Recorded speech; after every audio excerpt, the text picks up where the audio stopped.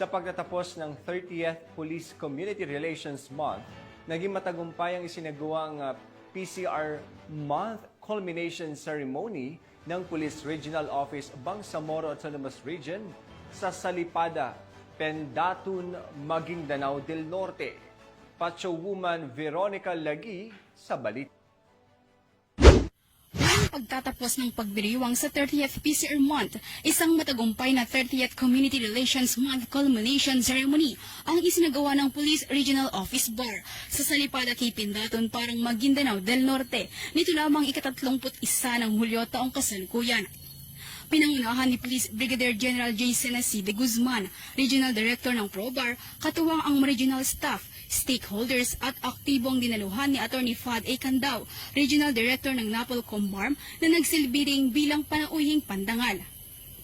Sa naturang seremonya, binigyang pagkilala o parangal ang mga kapulisan at organisasyong naging katuwang sa pagpapatupad ng mga makabuluhang programa at aktibidad na tumutugon sa pangangailangan ng komunidad sa pamamagitan ng paggawad ng Plaque of Recognition.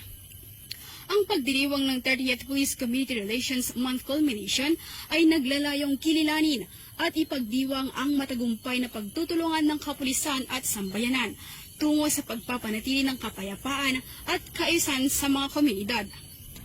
Layunin din itong bigyang pugay ang mga inisyatiba, programa at mga individual na naging bahagi sa pagpapatibay ng ugnayan sa pagitan ng pulisya at mamamayan sa ilalim ng temang sa bagong Pilipinas, ang gusto ng pulis, ligtas ka.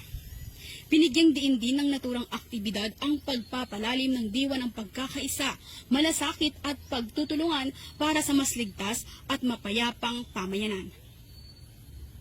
Mula rito sa rehiyon ng Bangsamoro, ako ang inyong Police News Network Correspondent, Patrol Woman Veronica Lagi, alagad ng batas, tagataguyod ng Balitang Pulis.